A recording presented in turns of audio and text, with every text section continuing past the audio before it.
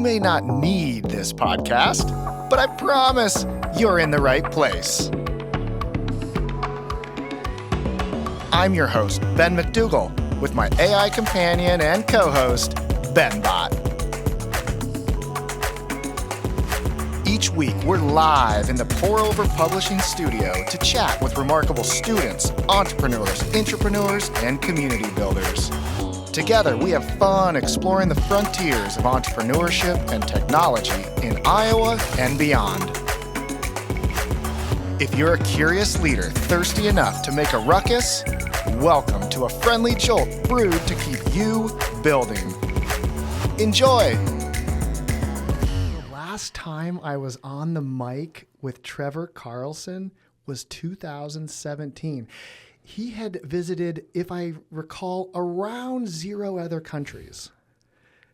That has since changed. Trevor, thank you for making the trip, man. How many countries have you visited since I last saw you? I don't know the exact number, but it's north of 50, maybe 60. How many countries are in the planet? Like, that's a good majority, I feel like. I think it's around 200. So I still have a long ways to go. You got some more map to explore. Yes. Oh, so today we have a really special cosmic, global, traveled type conversation ahead. Trevor has really shown some unique initiative in exploring the world.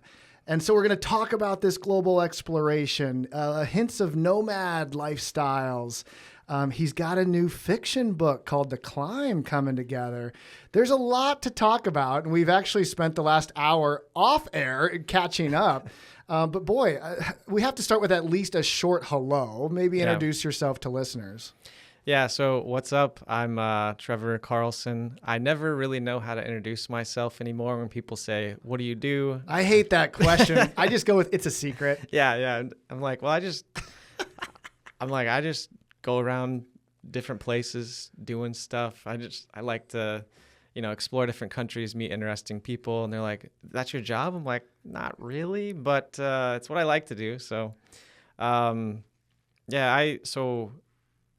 it's been a long time since I think I've even seen you in person.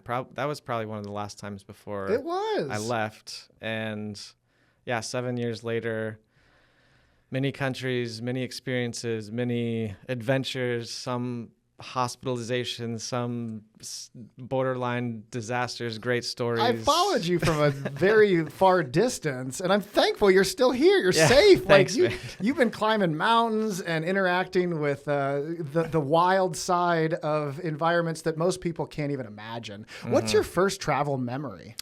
Oh man, first one.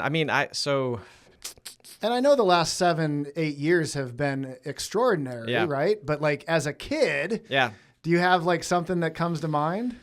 Oh man, as a kid, I think my parents tried to get us around the U.S. to a lot of different places. We have family all over. We'd do road trips. My poor parents. This was before like anybody had phones or even like the TVs in the car or anything. So I remember renting the tiny TV in the back of the van to get us on a road trip all the way to Washington, D.C. And no one wanted to do it because it was just such this journey. Yeah. Washington, D.C. is cool, I've learned since. Right. But doing it that way was a little different as a child. I think it was Eric Engelman who kind of sparked your intrigue later in life. Mm-hmm. I still don't have the memory though. So you have to answer the question and then we'll get to that spark of, oh my, I'm going to go do something crazy. So there's so many different things I did even in the US, but they were really spread out. They was maybe like one trip a year. For me, the first real travel memory that I have, there's lots of different ones from being a kid, but I would say that probably the most impactful first trip I had was by myself was to Boulder, Colorado. And I went out there. I was in between startups or jobs or something. And I was just like, man, I just want to go to the mountains and just recharge for a couple weeks. And it was a very fascinating experience. I booked an Airbnb outside of Boulder. I don't even think I'd really stayed at an Airbnb before, much less by myself. I show up and I had accidentally booked an Airbnb at I think the easiest way to describe it is like a hippie commune of sorts. Because there's like 20, 30 people living there. And well, the $2 a night was a signal. yeah, I mean, but you don't know if you've never booked one of these things before. And so his username, this should have given it away, but I don't know, I just didn't get it. His username was Mr. E. So I walk up and I'm like, hey, is Mr. E here? And they're like, Mr. E? I'm like, yeah, I guess so. And sorry about that. And so this guy comes up to me. I'm like, is he around? Whatever. I'm like, hey, I'm Trevor. I go to shake his hand. This guy's in his 50s, furry chest, no shirt on, all sweaty.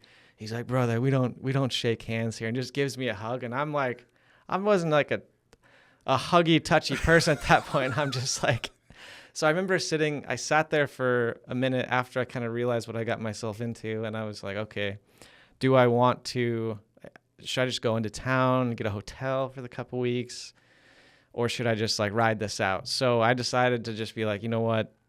Okay, let's just see what happens. And I had a really, really great time. I bet. I met so many interesting people. I hiked every day. The storytelling had to have been wild. Dude, it was a very unique experience. Yeah, and that was later in life, right? We hinted at your first travel memory, but this is perhaps your first solo, like young adult type thing. And yes. Boulder's got a groovy vibe, as many of us know. I remember going there for a Techstars demo day of all things, and really felt like that entrepreneurial activity over there. This brings me to a fun question. In the 50 to 100 countries that you visited, what's the safest way to greet somebody? Safest way? Well, you might not go into for the hug in every culture, or the handshake might be whatever. Like you're bowing in other places. Like it's a thing. I think it just depends on the place. Like, you'll kind of notice how everyone else is doing it. Being aware of your surroundings helps a lot. And it just kind of comes with experience too. Like the first time you go somewhere, you're going to mess up. It's going to be awkward. Someone might like in Thailand, they might bow their head, but you might be going for a handshake and they like bow and you're just like, okay. Right. And, I think of the funny one where you reach your hand out for a handshake, but then someone else comes in with like a fist bump. Yeah. And you end up like changing plans and then it becomes a hitch. Yeah. That's the best way, I think, to greet someone. So I've learned you just stick with the fist bump until they change to fist bump. Otherwise you're in for trouble. Yeah. Well, and that's what a neat way to interact with a different culture. Like there's a lot of historic elements of like the dab or how people interact, and it's like a show of respect. And so that's why I thought it'd be a fun question for you. How do you choose where to visit next? So when I first started, I used to pick places based on where. So I used to do swing dancing. So they had these things called swing exchanges. So they'd put on like a couple weekend long swing dance festival with classes and stuff. So you'd go and you do classes with like local people who live there. That's a very natural way to meet locals, it feels. Yeah. And so you'd meet people there and they'd invite you to like another swing out or exchange somewhere. So you go to that country and you visit them and they show you the local spots. So now, being a swinger feels like it could go in multiple directions. No, not that kind of swinger. Okay, just dancing. And so you just get to kind of know all these different people through this community. And I've met up with many of them in different countries. I met a nice couple in Romania, and I just saw them again in Chiang Mai, Thailand, and we went swing dancing there. And oh, that'd be cool. So you just kind of... Other people that are willing to make these trips in order to enjoy this experience, for sure. You might see them elsewhere in the world. It's very common. Everyone kind of just... Within that community, everyone's very open, traveling, all kinds of stuff. So... Well, and people interact differently, even though there might be friends at home. When you are out at a conference or traveling with someone, it's a whole nother vibe. Yeah, and I think later on in traveling too, I started kind of leaning more into more outdoorsy stuff and more, especially when COVID happened, there was less of a dance community. So I just picked up other hobbies, and then also started working more remote as well. So looking at like Wi-Fi and comfort levels. I think maybe as getting older, you just kind of get you don't really want to go do like the hostel dorm bed. The And $2 brothel isn't the No. 30-year-old activity anymore. no, not really. So the swing dancing thing maybe activated your curiosity to go experience this in different environments. What are some of the other favorite activities that have emerged? I mean, I think of mountain climbing. Yeah. Being in the mountains, as you even alluded to earlier. What a spiritual type of place. Yeah, for sure. I mean, we got base camp with John Kalin woven into this. Clayton Mooney had an interesting comment on like when you summit a mountain, you realize there's a lot more mountains. Mm-hmm. There's just endless metaphors in the mountain climbing space. So I know that's something that you enjoy. What are some other things? I mean, it feels like you wouldn't even know the activities available in some of these exotic places. Well, I think in some ways, but in other ways, the world's pretty small. So there's going to be outdoor stuff going on. Like people run everywhere or do outdoor activities everywhere. And before you go to certain place, like there's regional things for sure. But if you're in a big enough cosmopolitan area, you're going to find a lot of different activities that are common. But, you know, if you're going to India, for example, and you're going to maybe like Rishikesh, which is where like the Beatles learned about transcendental, is that the right word? I don't know. They learned to meditate in Rishikesh. Oh, whoops, gotta stop doing that. So if you know you're going to a place like that is known for a specific activity, you probably know about it already. And then it's also just paying attention. Like I've done whitewater rafting, whitewater kayaking. I've done martial arts, all kinds of stuff. And it's just also being kind of listening and looking around where you're at. There's so many people in the world and the world's very global. You'll find something to do that you've probably already done before. How do you communicate when English is likely not spoken by many people? Body language. Sure. And Google Translate. Bunch of fist bumps. No. Oh, hugs. Mostly Sorry. just pointing and like and nodding up. and yeah. And making local friends that do speak English to help get you around is also a good trick as well. It's a choice that puts you into a minority status. I'm curious, do you thrive on that? Yeah, it doesn't faze me. I don't have any issue going anywhere and figuring it out. I've been to most of these. Before I met my wife, I had been to most of the countries alone. So I show up, I know no one, I'm by myself. Half the time I didn't even book a hotel. And then I don't speak whatever the local language is. So I have to figure out how to get around pretty fast. And I have to be able to get food. I have to understand like how to get around, transportation. And thankfully now we have you have your smartphone, which I feel like makes it a lot easier than it used to be. But there's also some level of excitement or challenge that comes from maybe using a map or not having that Google Translate. And you rely more on human interaction then instead of your technology to bridge the gap. That makes sense. You I think, touched on a couple of unspoken ways that you execute once you land. Any other tips for someone? I mean, I think the big tip that I've heard a lot of people articulate is like, oh, you want to do the nomad lifestyle or you want to go to this wild, exotic place. Just do it. Quit trying to build yourself up with all these skills that will make you effective. You just need to get out and do it. But once you do it, any other tactics that come to mind? Everything comes back to self-awareness. So it's you might not thrive in certain environments or you might not like certain places you go to, and that's okay. So give yourself the flexibility to change plans or to move, whatever it is. You don't have to do what I did. You don't have to like pigeonhole yourself into like, I'm a nomad now, so I'm just going to travel forever and whatnot. You can do shorter experiments to kind of figure out what works for you and kind of step your way into it. I think it's really easy for someone who's already done something to say, just do it. Yeah, right. And it's like, well, maybe just do a test first. Go for a week, go for 2 weeks, go for a month, go with a friend, join a group and go. So I think it's a big thing is also if you just go and you sit by yourself and you just sit on your laptop, you're going to have a really bad time pretty much no matter where you go.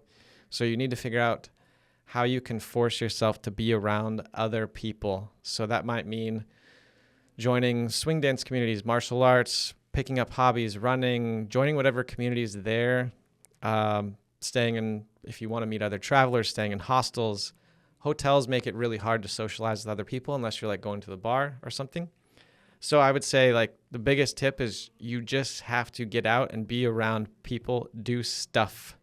And whatever thing that you do, it's going to put you around certain subsets of people. It might be other tourists. It might be locals. Whatever experience you want to have, you kind of have to choose your activities that'll put you around the people that will expand your trip. That's the best tip I think I can give. I love it. And when you arrive with, I would suggest, a sense of vulnerability along with the self-awareness and confidence and maybe some resources to keep you nourished.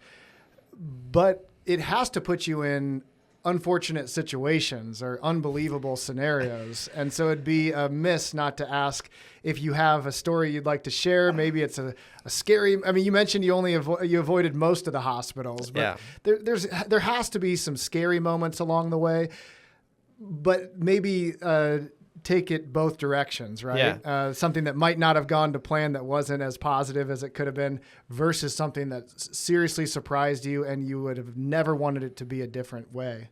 Yeah, I mean, there's like different phases where I've, in my trips, where I've ran around a lot or I've just stayed in a single place. And I think that some of my favorite ones have been when I did like road trips through places or across countries or through multiple countries. And I spent one summer going through the Balkans, which that one was like, I hope this answers your question, but I was supposed to stay somewhere and I just changed my mind. I was like, you know what? I think I'm just going to go to the Balkans this summer. So that means like I was in the Czech Republic and I decided to just go by bus and train from Prague all the way down. And I wanted to spend most of my summer in Albania because I'd heard great things about it and I wanted to go check it out. No one ever says, I want to go to Albania. So I was like, I want to go to Albania. Well, no one ever says, I'm going to go to the Balkans for the summer. Like, well, they should. The Balkans is great. Continue. So I was like, okay, so I started down this path going through like Slovenia, or Austria, Slovenia, ended up, something like that. And then ended up in Croatia. And I was kind of feeling a little homesick. And I was like, okay, I can either go back and visit and then figure out what I want to do, or I can just sit with this feeling and then just kind of work through it and then kind of take it from there. So I decided to go from Croatia, spend a bunch of time there, exploring like the outdoors, doing things. Went through Bosnia. Bosnia was like life-changing experience. Ended up meeting these random brothers from rural Mississippi that they like grew up, very, very like redneck, very interesting characters. And so we ended up going I was like, hey, I'm going to go climb this mountain. You guys want to come? And they're like, yeah, why not? So I finally found some like partners to go do some of these dumb things with. And, so you go mountain climbing, whitewater kayaking, or it was just kind of like, hey, I see some people like whitewater rafting. You want to like go figure out how we can go do that? And they're like, yeah, sure. I'm like, all right, I'm going to go. So if you guys want to come, let's go. Next thing you know, we're in like this 15-year-old Bosnian's car and he's driving us up to the top of the mountain to whitewater kayak down. I'm like, man, I thought we were going to die on the drive up. Since you're a professional kayaker. Yeah, I'm not. I had never done it. And they're like, you know what you're doing? I'm like, I went canoeing in Iowa a couple of times. I'm sure. Pond that was glass. Yeah. I'm sure I'll be fine. And that was wild. I like flipped the kayak. This was a trip where everything went fine. Like, I swam in some rapids. It was okay. And then spent the rest of the summer in Albania. Had a great time.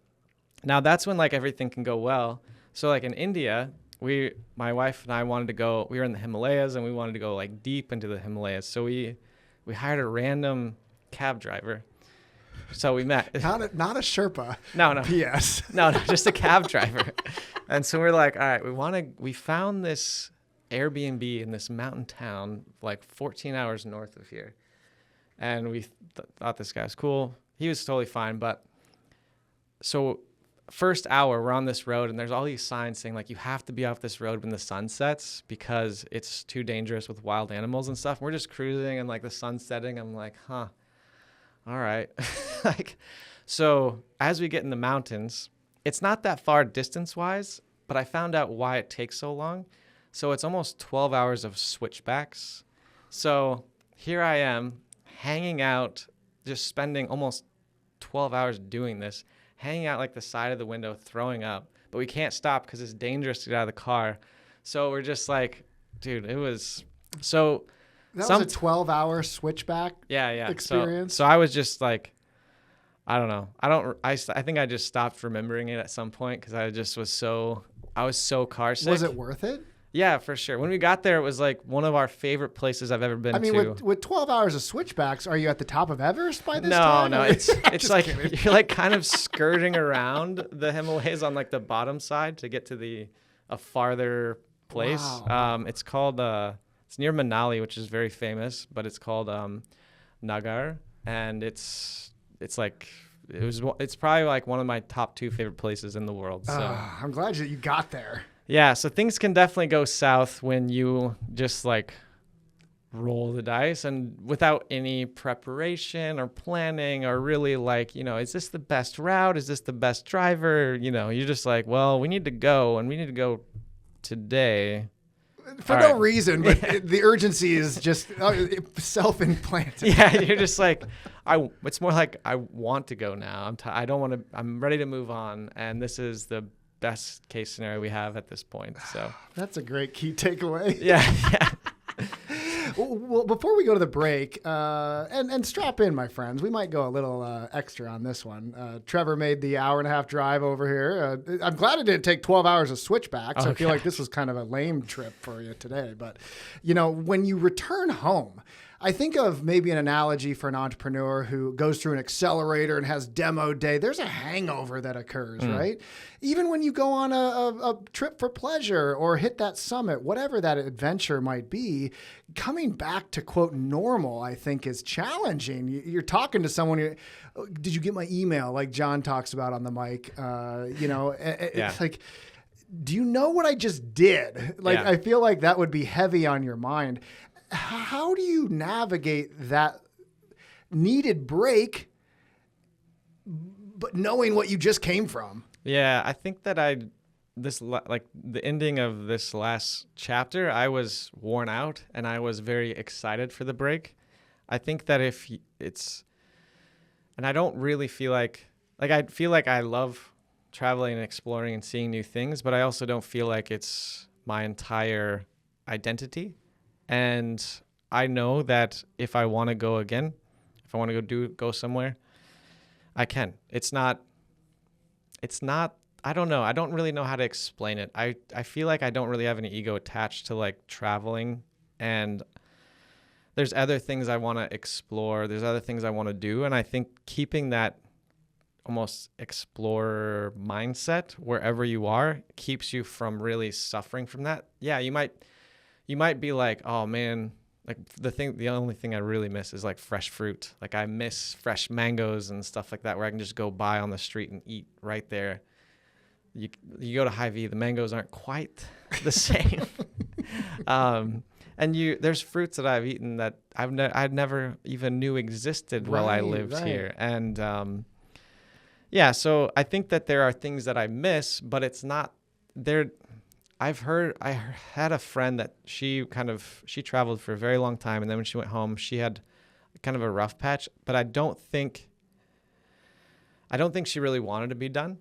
So I think that was part of it. Like she wanted to be somewhere else. And I think that when you're out traveling and doing things, it can be a bit of a distraction from the situation that you have at home. And you might get home and now you're kind of faced with this situation that you actually don't want to be in.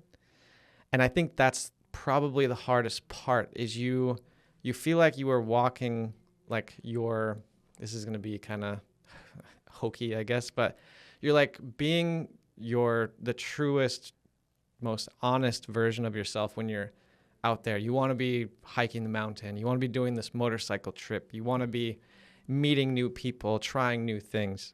And then you come home and you step back into that role and you're in your old house, you're with your friends, you're at the job, and you are not doing the same things you were doing when you were out there. at home. So you're not really being honest with yourself, like who you want to be when you're home. So it's easier to fire up the Xbox or check your email or do whatever it is while you're home, because you have all these responsibilities, constraints, whatever it is. Yeah, I think that's probably where I'm not a psychologist. I'm no expert. I don't feel those things as much. And I think that's probably, I've just tried to design things in a way where if I don't like it, I try to change it. And so even when I come home, I don't feel that hangover as much. You know, I do miss things. Sure. But I don't feel like, I don't know. I still feel like I'm living my life. So Yeah. You're not like in a cage all of a sudden. Yeah. You're still living a free, liberating experience. And I have to think that the willingness to pursue such adventure gives you the confidence that while this might be a nice new chapter of a different environment and a little more relaxation, maybe a little less movement, similar to a student who learns how entrepreneurship works, might not pursue it in the moment, but then is given confidence down the road to tinker on a side hustle because they know how it works, you can return to it. It's not like this thing that is all of a sudden lost. Yeah. There was a couple, and I know we have a break coming up. So there's a couple quotes that I remember that really pushed me to go and try this, which was, you can always come back.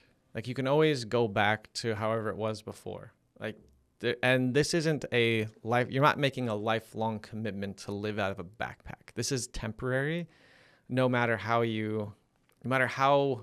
permanent you think it is. And this goes to like every situation when you're like, It could be a job. Yeah, you're like, should I start a podcast? Go start it. Like, go start it. And then you can change you can stop. you can stop if you don't like it. You also don't have to do it forever. So it's just like with anything. It's like most of the decisions aren't that big of a deal, and you can go back to however it was not doing it. And even if you hate it, it's not permanent. So it's, yeah. Well, and you've been on the mic with the Formula podcast for over 125, 150 episodes. What a beautiful amount of wild collisions with the human soul in these types of kind of curated conversations. I know that I'm thankful. It's like a mental nourishment jamming on the mic with someone like this. And pair that with this exploration that we've enjoyed talking about. We got more to talk about after the break, but with that amount of collisions, the cliffhanger here is like, what do all humans have in common? All right, here's a break for you to click around, think a little bit, or just refill that mug.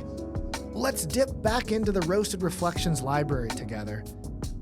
This is a writing called Serendipitous. Do things always seem to work out for you?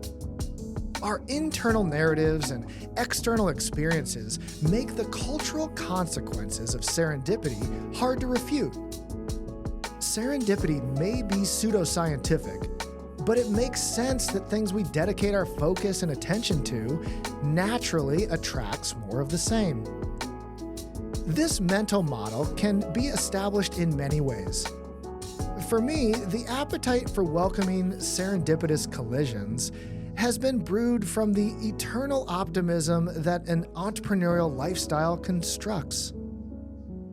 No matter the source, I believe many of us are or have the potential to be a serendipitist. Serendipitous seek adventures that invite, sometimes even require, different layers of serendipity. The extent at which you control what you're able to control, a dichotomy within Stoicism, while also letting the winds of happenstance guide you through a sense of abundance, determines how often and deeply we experience this charming phenomenon. Extra shot. What's normal for a spider is chaos for the fly. Now, in the moment, not everything will work out. This is why serendipitous are often confused with just being lucky. Serendipity and luck both require preparation, openness, and opportunity. The difference between serendipity and luck is perseverance. Over time, serendipitous share similar energies within their practice. Serendipitous say yes more often. Serendipitous consistently show up. Serendipitous assume positive intent. Serendipitous seek to understand. Serendipitous are empathetic. Serendipitous are generous. Serendipitous stay curious. Serendipitous fuel positive change. Serendipitous play long-term games. Serendipitous have fun and die empty. As we experience serendipity, celebrate it. Recognize the random awesomeness that comes from the positivity you squeeze into the universe. Continue connecting dots, appreciate how things come together, and keep making a ruckus to feel it even more. We're deep in the Himalayas. Trevor Carlson just puked his brains out, almost got killed by a wild dog, ate some wild food on the side of the road, but we made it. We're on top of mountains. What do all humans have in common? So I would say that the biggest thing is we're all pretty similar, no matter if you're talking about people who live in the rural Himalayas, people who are tribes people, in the middle of the jungle, people in the middle of a city. Everybody just wants like the freedom to do what makes them happy, to spend time with their family, to take care of the people around them. And I think that we're a lot more similar in why we do what we do. Maybe not what we do or how we do it, but I think it's very easy to want to put everybody into a bucket. I'm an entrepreneur, I'm a farmer, I'm this, I'm that. And then and I'm an American, I'm Dutch, I'm German, whatever. But I think that everyone in all these places is a lot more similar than anybody who tries to categorize us or bucket us realizes. And it doesn't take long, like sitting down and I remember in the Czech Republic, my very first trip I went on, very first city, I had a beer with a Bulgarian and a French guy. And you would think that, what do these three people have in common? Probably not much. Sounds like the beginning of a joke. No, no joke. It was really fun. The Bulgarian, German, and American walk into a bar. Yeah. So you just really can, like when you spend time with people just doing normal stuff, you kind of just realize that we're not all that different. And we have a lot more in common than separates us, especially when it comes to like our why. So how do you get conversations to a deeper, perhaps even like spiritual level versus the shallow, what's the weather? How's the food? What do you do for work? Some of the common ways that humans connect when they don't have other things that connect them. Mm-hmm. It feels like you'd be in environments where the natural world would have you wanting to be a little more of a deep thinker and conversationalist. Yeah, it's the main... Is there a question that you can ask? It's always the same question. Is on it? Accident. It's always like, where are you from? Where are you from? Then it just evolves from there. But that's like, you can't help it. The first time you meet someone and they're just like, oh, so where are you from? And then you're like, damn it, yeah, I did it again. And then you have a conversation. They're like, oh, I'm from this place. I'm like, oh, I've been there, whatever. And it kind of then evolves into, where are you going? What are you doing? Why are you here? What are you doing out here? And then, you hopefully you start to get into more things like, what is it that brings you out here? Like, what are you looking for? And then you would say like, hey, I'm looking to do X, Y, or Z here. What do you recommend? What was that like? And then you just kind of end up going down these paths. And I think you tend to run into people who in certain places are trying to find something deeper, like you said.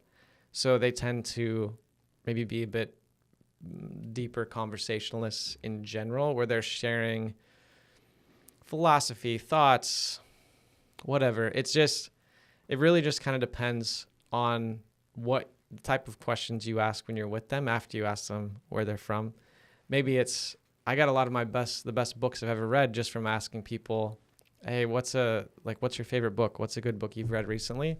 And I have a little notes thing on my phone, and I go read those. And along with all the new targets that you've uncovered for fresh direction. Yeah, and I think that the best thing you can do if you're traveling, and this is just a travel tip if you are brave enough to go without an agenda, is go to a place and then just ask other people what they suggest, and then just do that. You will have so much of a better time than if you go on TripAdvisor and you just do that stuff. There will be you and 500 other people that read that same article trying to do the thing.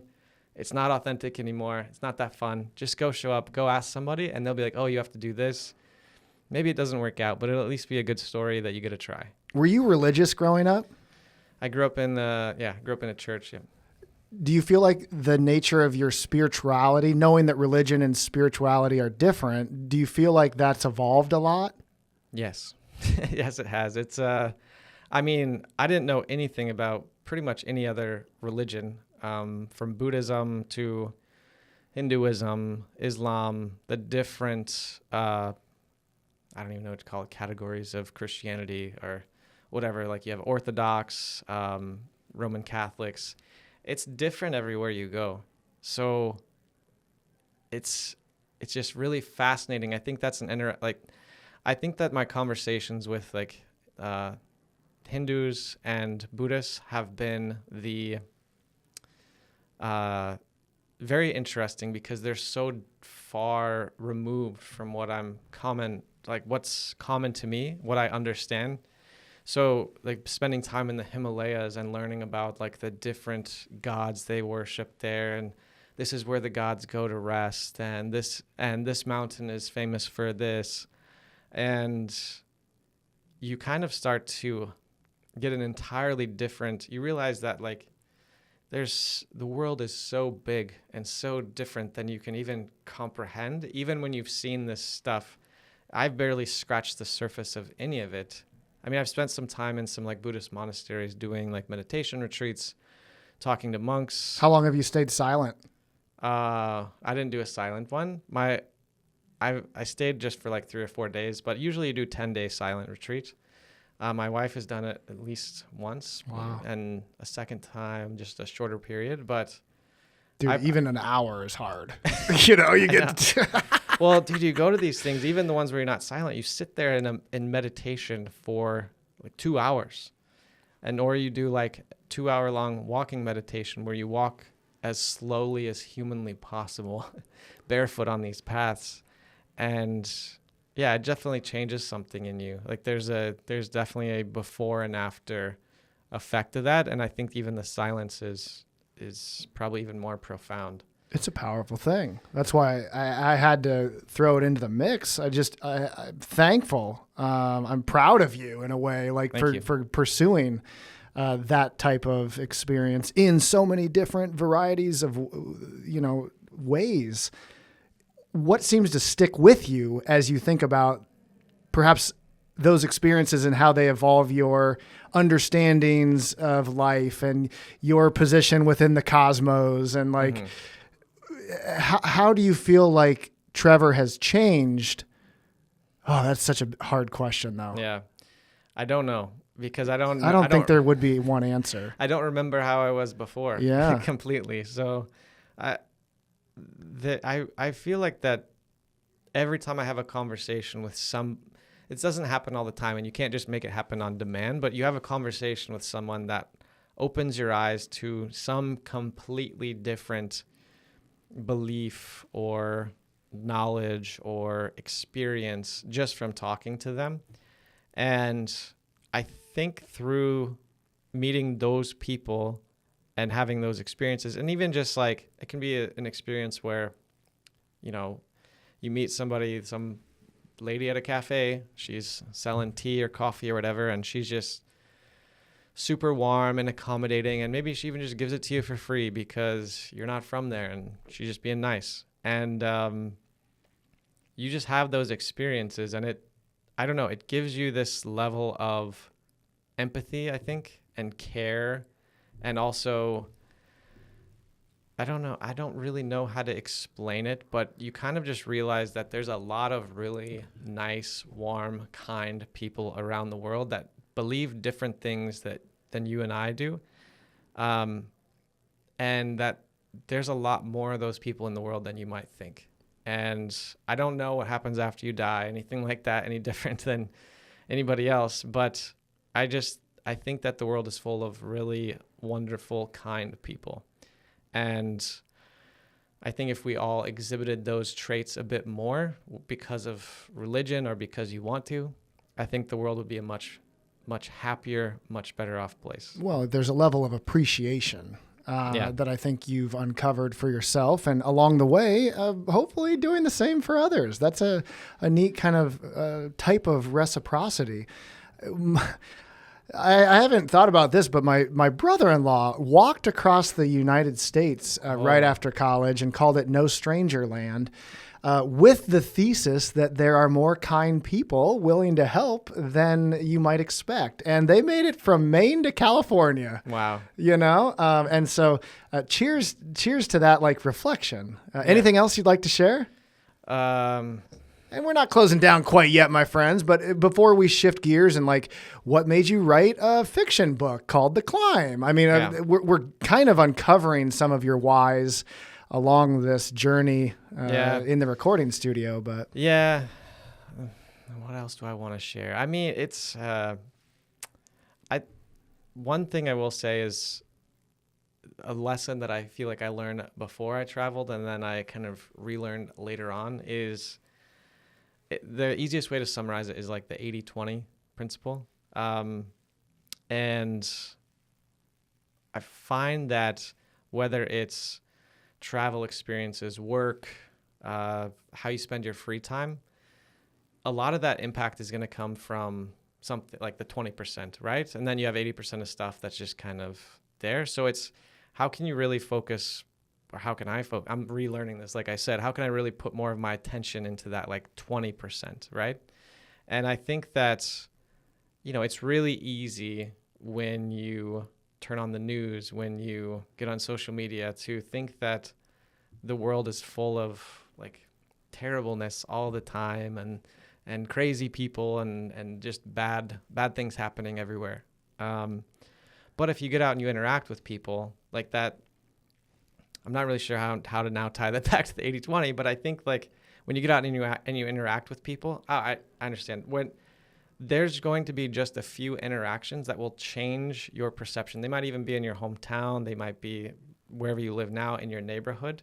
If you just take the time and you try to, I think I mentioned this before, have that almost explorer mindset, that open mindset to go and try something new. I mentioned the book Level Up Your Life by Steve Kam, where, you know, just go try to get out of your way to interact with different people, with new people. Try the new restaurant down the street with the cuisine that you might think is a little too spicy for you, and ask the owner or the waiter or waitress where they're from, and just try to open up to different things. That isolation can really fuel the winds of outrage, right? Yeah. The polarization that occurs when you're only being fed one type of whatever it is. And so to your point, saying yes to adventure is often a way to kind of become more porous to the realities that you described of the kindness, the interesting stories that so many people hold. What's the meaning of life? Isn't there a number? Is there any uninteresting numbers? I'll just keep asking you paradox. The meaning of life. I don't know. I think it's just, have you read Man's Search for Meaning? No. Okay. Highly recommend that All to right, we anyone. can throw it in the bonus materials. Yeah, and I feel like I hear this quoted often, but it's usually just quoting like the main point of the book, not some of the other things that are in there. So there's 2 points, and I think this is like the meaning. This is where how you define your own personal meaning of life. There's 2 ways. One is when you're 80 years old and you're looking back on this moment, what do you wish you would have done? So that's a really good and difficult exercise because most people will just, they'll just be like, oh yeah, whatever I wanted to do anyways, but really think about that. It's like, would you rather spend the extra hour responding to emails or posting on social media that you can do tomorrow, or would you want to show up early for your kid's game, right? So when you're 80, it's a pretty easy answer. The other one is, all right, so imagine that you've lived your life completely all the way to the end. It's over. Now you're back where you are now and you have a second chance to do everything right. What do you do? So if you can like meditate, journal, take a walk and think about those things whenever you're trying to make a decision, I think that that's a very useful exercise, which will help lead you to your own personal meaning of life.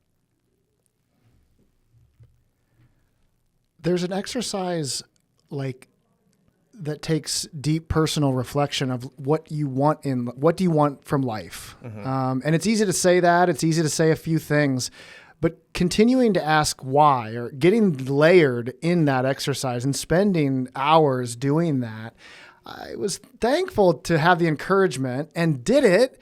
And I ended up articulating that with Eric Engelman in this studio. Nice. If you don't mind, Trevor, can we throw that as an Easter egg after this? Because it's never been released, but maybe it can be a part of this one. Yeah, absolutely. Eric's awesome. But I wasn't planning to share what I had thought through with him, but I did it on the mic and it was recorded. Nice.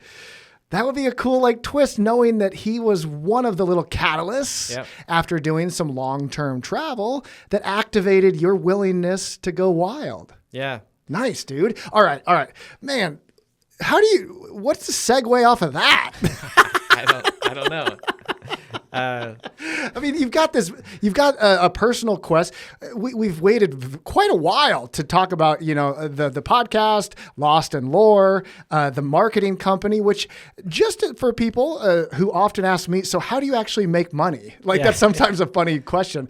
But you are able to support people's storytelling from a remote environment, and that helps you maintain that movement.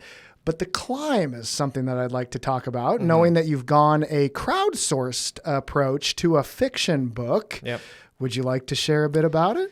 Sure. So I think since I was a little kid, I've always been an avid reader of fantasy, sci-fi, fiction books. I mean, I read a ton of history as well.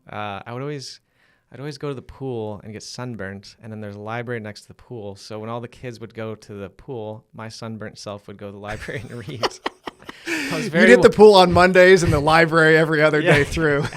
I was very, very pale as a child. Maybe I still am.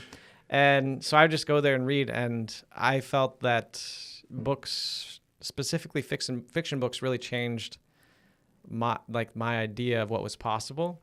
And I don't think I would have done anything in my life except because of those books, like Lord of the Rings at a very young age and so many others. And so I don't really know why, but I had this idea that I always wanted to be a writer. And I'd been working on this story in the background for a while, and I was like, I think maybe a year and a half. While writing, might I add, how much content lives in the blog realms, hundreds of thousands of words, right? Yeah. Continue though. For sure. And so a year and a half ago, I was like, you know what? I'm never going to finish a book or get it out there unless I have some, I had a finished draft of it. And I was like, okay, I just need to go through it one more time and then it's done. How can I force myself to be required to finish this? And, because I've lived in startup world and stuff, I was like, I will sell it and then people will be waiting for me to deliver it. Like this bloke who bought one a long time ago. Where is it at? No, I'm just it's kidding. coming. It's coming. Turns out I was not a very good writer, which I found out on the next revision. So, that's a whole other story. It's like, Now that's surprising to me, and I would challenge your quality of writing knowing how much you've written before. Like a lot of this content creation, yes, you can learn frameworks through education, but doing is usually the best way to improve.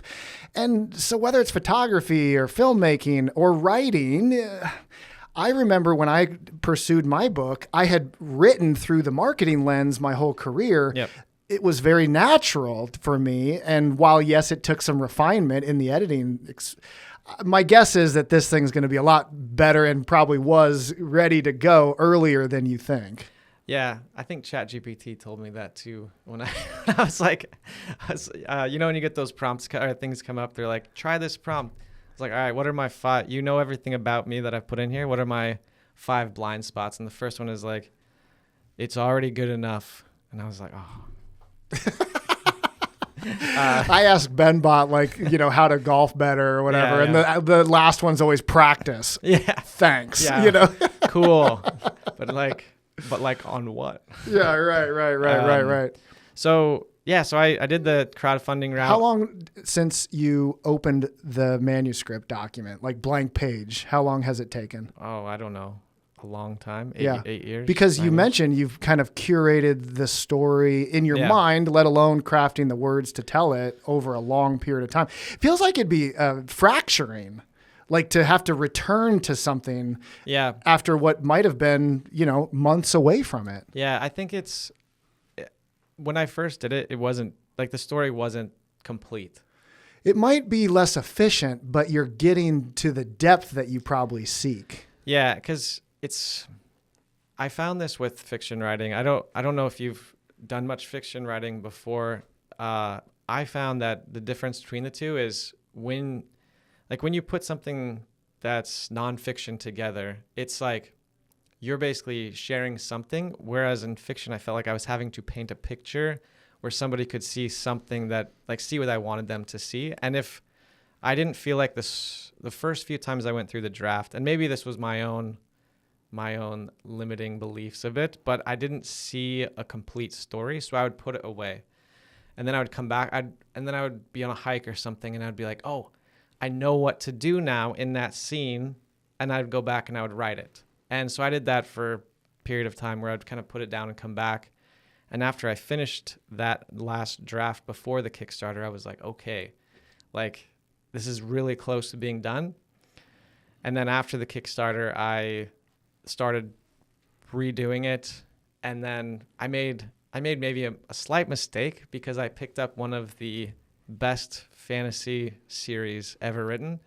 So I was reading that as I was going through my revision, and I'm comparing. That's like the guide of the genre for you. Yeah, I'm comparing. I'm like, man, my stuff sucks compared to that. So I was. But you continue in a moment, but you bring up a great point. Like, I often write nonfiction almost exclusively and try to keep it timeless, but there's a reality or a level of truth that I can lean on versus creating something that doesn't exist.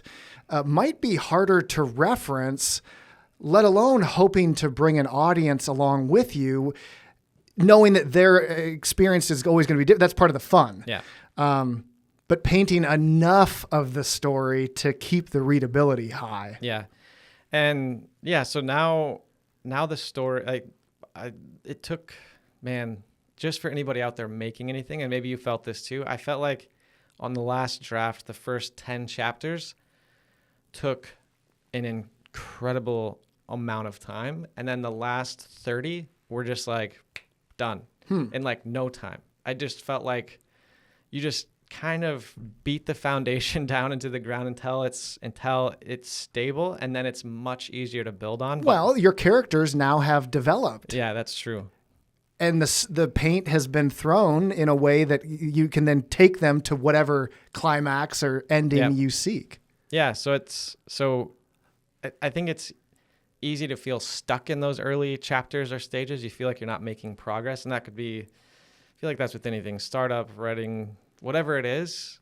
But once that's set, it'll take off and it'll be done before you know it. Like, I think it took me a month to write the last 30 and so many more to write the first 10 to a point where I was happy. Yeah. And then once I was happy, I think then it went smooth. So now it's in revision, not revision, it's with test readers. And I'm kind of slowly funneling that out to them right now and getting really good feedback, and hopefully won't have to make too many changes, and then it'll be in your hands before you know it. Yeah, well, we jammed a little bit even via text on receiving said feedback and the mental challenge of it never quite being what you expect, or it differs from, one person to another. And feedback is data. So the more you collect, the better decision making you might have. But there's also like a willingness to just move forward. It can become paralyzing if you're only trying to revise something to a perceived level of perfection that does not exist. Yeah. So I found a few things to be helpful. One was I listened to, do you know who Brandon Sanderson is? Have you heard of that author? This bonus materials of the show is going to be a paragraph of thrown out recommendations, but I appreciate that. Yeah, I stand on the shoulders of all these people that are smarter than me. So I'm just citing all of them. So he's a very famous fantasy author, and he did a podcast with Tim Ferriss, and he talked about his revision process, or his getting his test reader process. That was it. So I found that, and I reached out to you and a few other people and got some good insight. And one of the main ones was, don't ask them to fix it for you. Just have them tell you where they get lost, what if they feel a certain emotion somewhere, like, I'm confused. I don't think this makes sense. This was awesome. I love this. Do more like this. Describe more things this way. I don't understand. So you're not asking them to say like, oh yeah, tell me how to fix my story. It's more like, tell me what you're feeling, so I can then, if it matches with what I want you to feel, then I know it's good. If it's not, then I know where to workshop and where to fix. And thankfully it seems like there's a few things that are everyone's kind of saying, and then should be good. That's an interesting way to gauge an experience. And I wonder if you're crafting the manuscript knowing you're going to go down a path of having early readers, almost creating a version where at certain steps of the way, having this little metric, how do you feel? Yeah. Some continuum between mad or happy or confused or lost or totally, you get my point, you know? It's almost like a live reaction gauge. That it'd be easy to get prescriptive though if you gave them the options. And so there's this mix of bringing in true feedback that's honest and blunt, while also knowing you need specific type of feedback in perhaps specific areas. Yeah.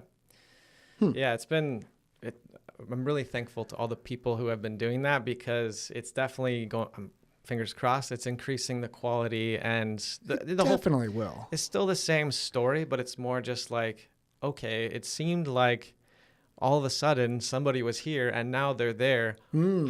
What happened? Yeah, I need another paragraph. Yeah, like, did they just jump through a portal and now they're here? Like, what's going on? That's like in the introduction, as you prepare the reader for what to expect. And at any moment, know that there are portals all around the character. So yes, exactly. It's like, well, I do know that those second drafts, those willingness to get back into the manuscript, you think it's going to be duplicative, but you actually maybe didn't go deep enough in certain areas, and a willingness to return, even if it felt perfect on the first run, that feedback might just be an accountability to go back and keep kind of working through an area that could use some more depth. And then also like be willing to ship the art, right? Yeah. And not endlessly keep it in the workshop. Yeah, there was a quote I heard from, so here's another one. If you're a writer, and Brandon Sanderson, probably top fantasy author right now, has a free BYU course. It's like 10 hours worth of content from somebody he has the top Kickstarter. Every Kickstarter he runs breaks the record for the biggest Kickstarter. So he just keeps outdoing himself. And so he has a free course, 10 weeks, an hour a week from at BYU. It's on YouTube. And one of the things he said was like, okay, so you basically have two choices. You can either write 7 books and your 7th one will be good, or you can write 1 book and put enough time, put the amount it takes to write 7 books into it. And I think I may have done the second one. Hopefully. I'm making a lot of assumptions that it's actually good. I think I'm going to be happy when the story's told. I'll be happy when it's out. I hope people like it. I don't know if they will or not, but I think that's part of what making art is all about. I like that, Trevor. We'll have the link in the show notes. You know that. The Climb will be fun to read. Any subtitles, or are we sticking with just The Climb? I don't know. That's just a working title because I also feel like... Well, and I think like trademark reviews and domain names, theclimb.com is unfortunately taken, I'm sure. Probably by Miley Cyrus or something. Yeah. But keeping that in mind reduces the fog of future tension. Yeah. Yeah, and I have a very, very strong preference to like I said before, to action, and that means like shitty first drafts. That means, I'll put $1 in the swear jar. Womp womp. Make those bad drafts, and that includes giving something a bad name, because I think I just flipped through your book and you mentioned about logos. People naming things. It does not make it real, but it does give some identity. Yeah, but it's like the amount of time I've seen people spent on a name for something when the thing doesn't exist. You have 0 customers, you have nothing, and you just spent 2 weeks coming up with the perfect name. I just don't. Which you fall in love with, and then it doesn't work out. Yeah. It reminds me of the sage wisdom of go try to find it instead of hoping it doesn't exist. Right. Yeah. Well, that's going to be a fun step that will continue to move that thing into the marketplace. Excited to flip through some pages, knowing how much time, how much probably reflection you've had with this piece. And my encouragement on the mic is to keep crafting the art. Maybe there's a second follow-up in the fiction realm, but I think there's also something in the nonfiction realm. Yeah. I don't know. But it's like the common, are you going to write another one? Let this sequence play. Let's not get too far ahead of ourselves. I will for sure write another one. I just don't know what it's going to be, but definitely. The beauty is that along the way, you've created a foundation to digitize your consciousness with all the writing, with all the podcasts, with all the different ways that you've expressed ideas, but also curated stories from others.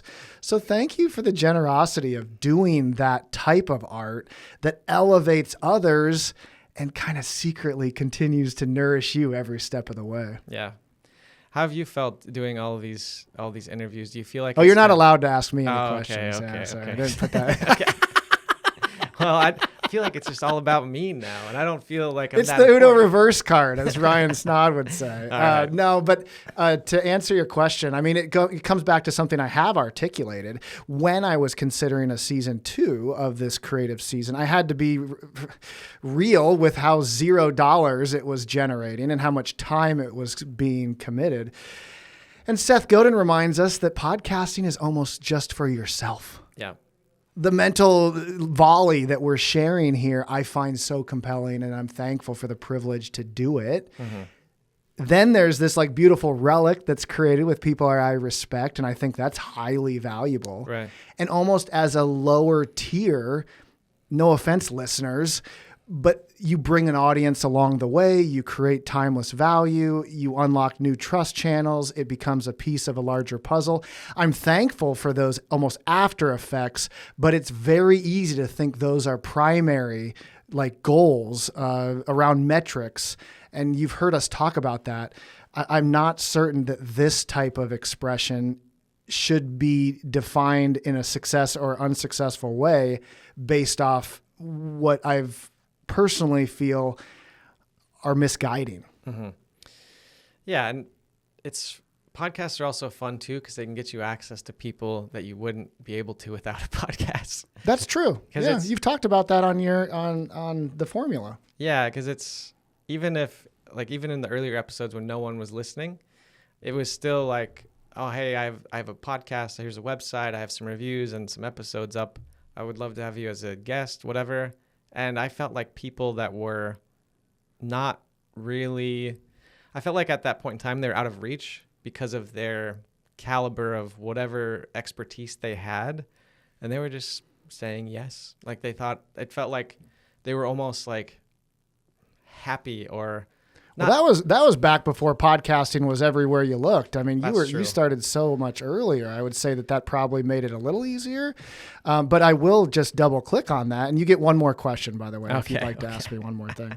But going back to that, like it adds a thickness. For example, when I go in and do a speaking engagement, I mentioned it earlier. You're able to say, hey, along with this experience that you expect, if you have a podcast studio, maybe there are some local leaders that we can jam on. And by the way, we can weave them into this existing momentum. Right.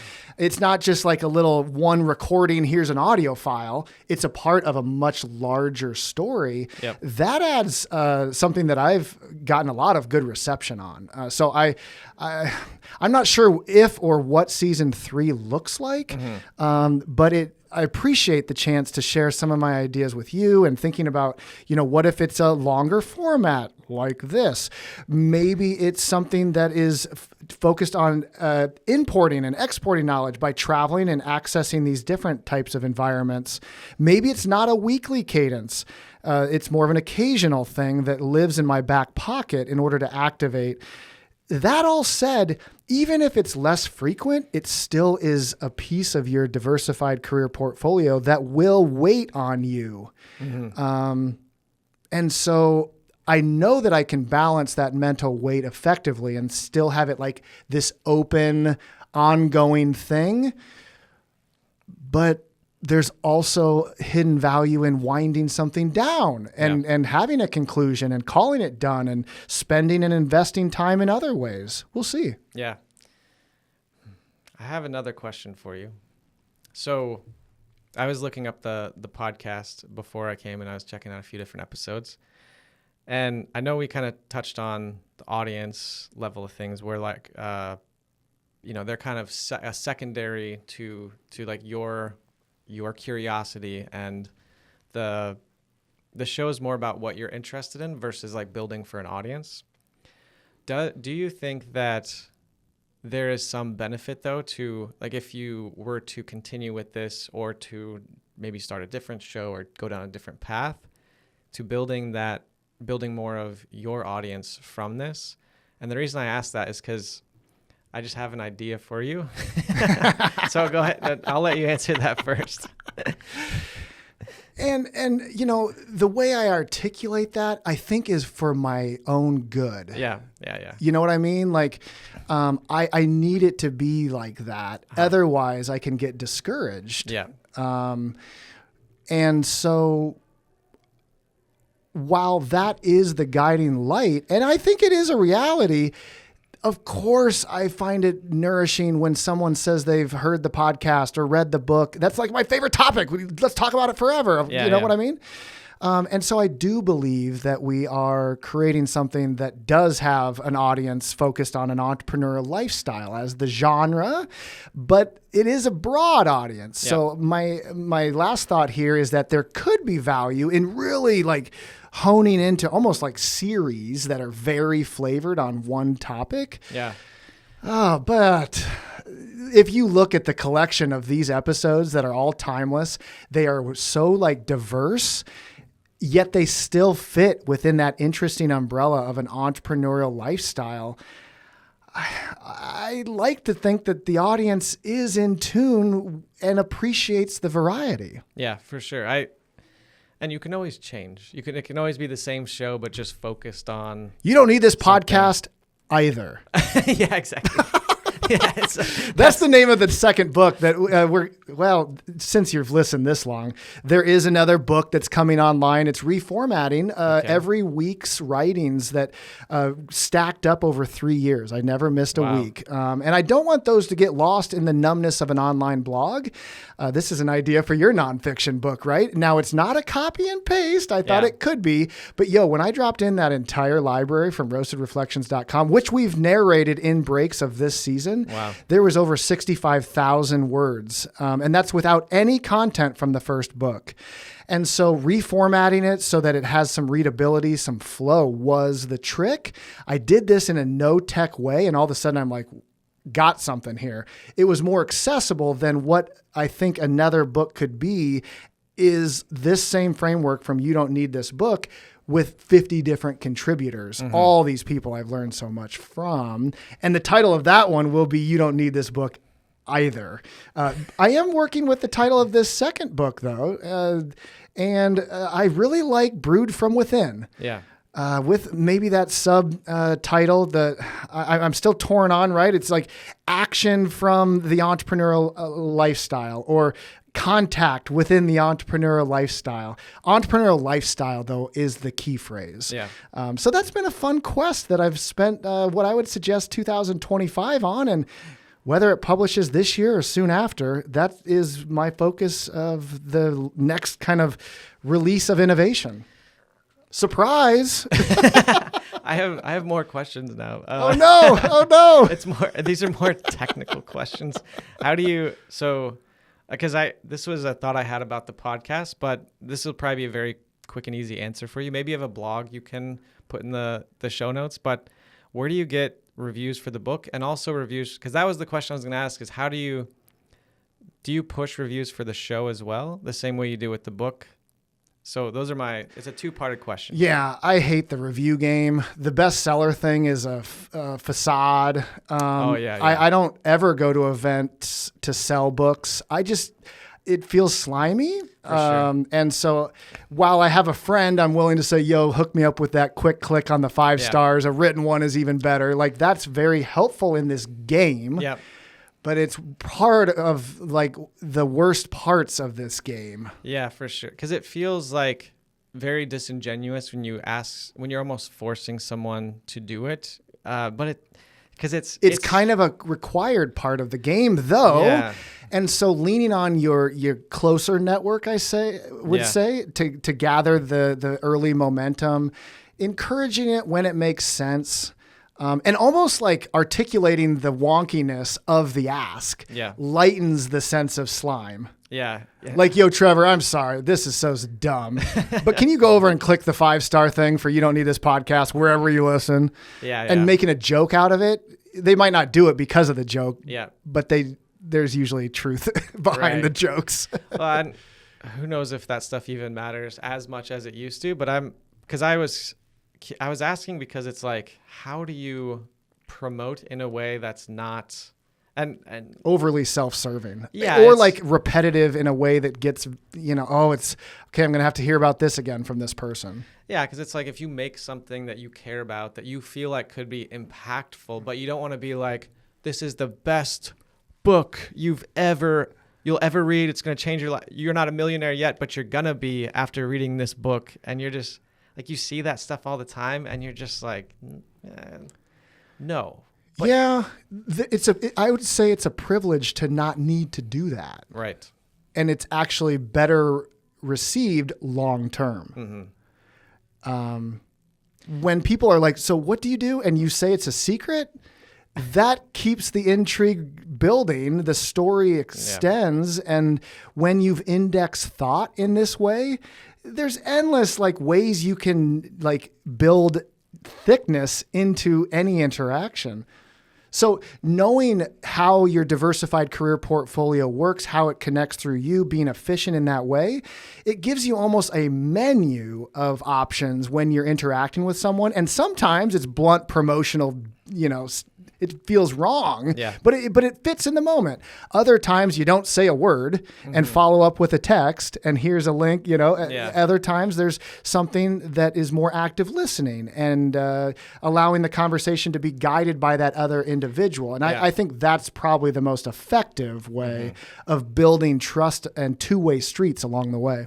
Yeah, I want to say there's somewhere I heard this where it's like you have to have your creator hat on when you're making something, and then you need to take that hat off and lock it in the closet and then put your business hat on afterwards. But it's also doing it in a way that's genuine and honest. And maybe it's more about sharing through the process, sharing through the experiences of creating something than it is like waving in the air to like buy my thing or download it. And I don't know. I haven't quite sorted that part out yet, but we'll see what happens. I use the analogy of this being a piece of a larger puzzle. And I think there's another like shared metaphor of having different on-ramps into your art. And so whether it connects to how you use the menu of different ways of interacting with someone, or having different flavors that connect through you. Last night, I'm at a YouTube creator collective gathering. The first question I'm asked is like, what kind of content do you create? That's not the first question very often at an event, Right. Like, okay, here we go, everybody, Yeah. And it was actually almost, I'm thankful that I didn't have one answer, right? I create art out on the golf course with filmmaking, and I'm behind the DJ in EDM environments, creating art in order to access adventure in those cases. I also write around entrepreneurs. And so my like diversified activity, different categories is I think maybe an example of how you can keep adding new on-ramps, but it all rhymes because it's you. Right. Yeah, it's like you're the brand. It becomes that. Yeah. And I think it transcends any individual quest. And so I'm always encouraging listeners to grab your first name, lastname.com, Right. because that's going to last longer than company X, Y, or Z. There's a balancing act in building a personal brand. We don't have time to like go down that rabbit hole, but it is valuable. And in the era of Web3, having more control over your audience, over the content, gives you stability longer term versus hoping this big tech platform doesn't change and everything you've built is extinguished. Right. And whenever I hear the word personal brand, I feel It's a cringe one, yeah. I feel yucky. I'm like, oh. It is part like asking for a review though. You need to make it easy to find like your home base, right? And so I would suggest that like trevorcarlson.com would be the best way to highlight your marketing company, to highlight your writing, to highlight the podcast, to highlight this book, and using sub pages. This is tactical. If you go to roastedreflections.com or you don't need this podcast.com, it perceivably is its own identity, but it drops as a forwarding URL into an interior page of my website. Okay. So when I highlight, when I hand you this temporary tattoo that's a QR code that guides you to youdon'tneedthispodcast.com, you're going to scan that, and where do you land? In the larger pool of my art. Makes sense. That's really cool. Do you have a real tattoo of this somewhere? I tried to apply one. It didn't work because I put it right on my wrist, and there's too many moving muscles for a small QR code. So I got to find a more flabby, flat spot on my body to try number 2. Maybe here on the good chest. for events though, right? Yeah. It's similar to like electronic clothing.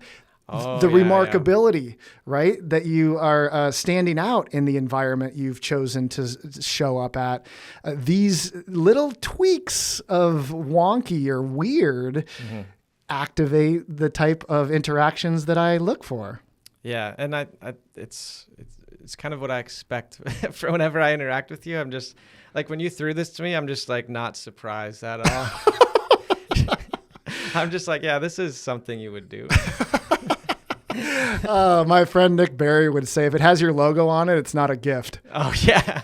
So when I think about swag or things that are associated to my art, I like things that don't have my contact information on it, right? Or even a logo. It's just like this thing that continues to rhyme through different formats. Mm-hmm.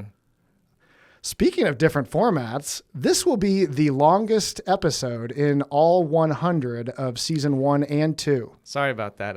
It says on my LinkedIn and Twitter profile, I think that I tend to talk a little too much. And so here we are. Well, I did kind of warn you. I felt called to make this experiment happen. And as I watched the minutes pass by and the stories kind of almost snowballing in a way, I was just not willing to cut it short. And it is a signal of what season 3 could include if we pursue such a quest. Yeah. And I think that long format allows you to go deeper on things, and you're not really forced to just kind of be like, okay, tell me about the podcast. All right, now tell me about the book. Yeah. Okay, now tell me. One thing I've felt in this extended experience is space for you to ask me a question. Right. And I love that. You know, I'm a talker. I can articulate thought. And so it created a little bonus space that I appreciate. Yeah. And it makes it more, I think it makes it more comfortable when there's not a hard stop where you can just kind of be like, okay.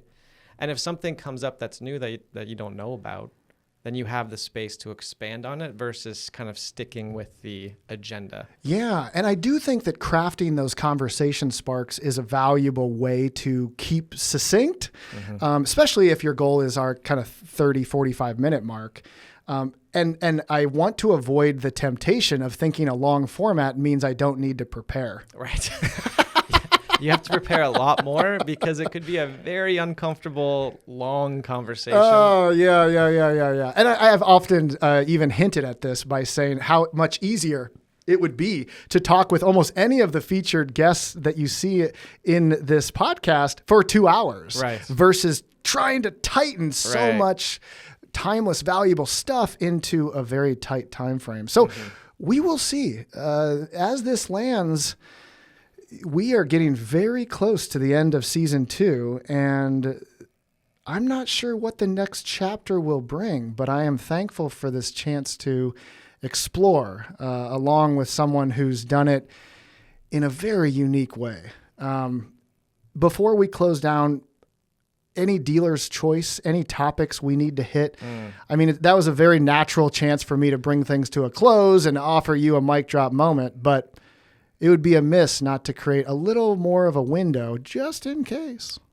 I'm not sure if this would be considered the mic drop moment or not, but for some reason I feel like I've been having a lot of conversations with people recently about they're kind of burned out, where they're at, tired, want to do something different, not really feeling fulfilled where they're at. And I've definitely felt that way and made changes because of it. But I was telling you about this podcast episode, which was the most like hacked together podcast I've ever done, which was, I was staying at this like simulation of the siege of Sarajevo years ago. And, you stay in this place, there's no running water, no electricity. You flush the toilet by throwing a bucket of water down it. And this guy built it to show what it was like to live through it. And through his stories and the newspaper clippings, I think the New York Times even did like a write-up on this guy. I felt like I learned so much about life and everything. And so for anybody who's kind of going through that, like you're not sure, you feel stressed, you feel like too old, whatever it is, I asked this guy this question, something along the lines of that. And his answer still sticks with me. And he's just like, every and it's kind of a little bit intense. So it's like every day that you're alive is a second chance to do whatever it is that you want to do. So just the fact that you're breathing gives you a second chance, even though you feel like you've struck out or things haven't gone your way. The fact that you're still alive means you can still try to do it. Not everybody gets that chance, so don't waste it.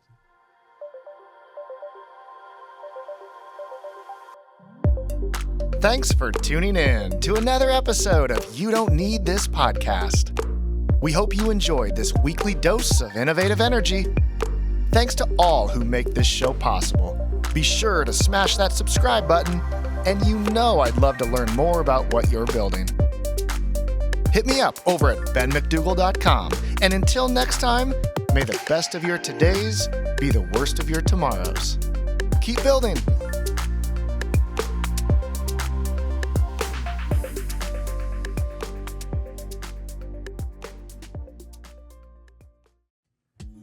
What do I want from life?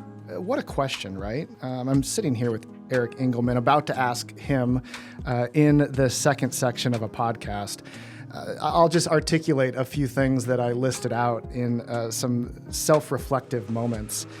Energy to always say yes to adventure. A lot of times people think of me and the key phrase is energy. I hear it over and over again. So maintaining that to continue being able to say yes. Being asked for thoughtful advice on any front. I think you and I share that appreciation when someone comes to us with the hope that we can help. Remembered as a generous leader, an artist, an author, an entrepreneur, a polymath. Someone called me a polymath, which is a synonym for Renaissance man. And I was just like, that's me, man. I love that. Thank you. That's my new bio in all social media. Which is one of the reasons why I hate the question, what do you do? And then I created a timeless list of content that I'm able to leave behind. Leading a tribe, publishing a book, writing, which turned out to be weekly for 3 years, trapping time with audio, photos, and video. Recording a podcast, look what we're doing right now. Activating BenBot. I love the idea of digitizing consciousness and being able to leave something behind that people can continue to interact with. And understanding why. One of the questions I hate the most is, how do you define success? And I think it's because I don't quite know the answer. I've thought deeply about it, and it might be the privilege of doing whatever I want. And it's kind of, it feels maybe mean to say, but that happened a long time ago. And so what does more success feel like? I don't know, which is a weird accomplishment that can lead to burnout, because there's what else do I need to do here?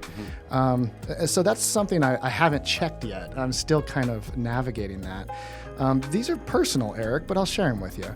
For my wife, Jody, to be fulfilled, at peace, joyful, and know that her life was better spent with me.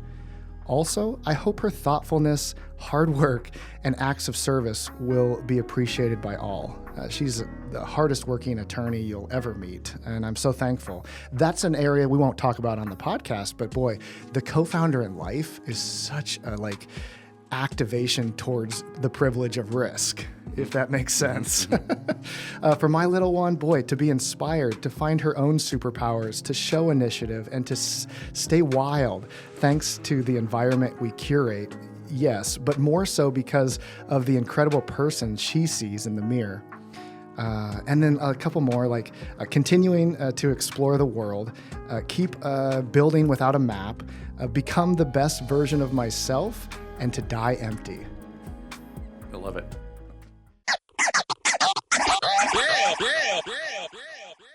This is BenBot. We hope you enjoyed that special Easter egg from Ben.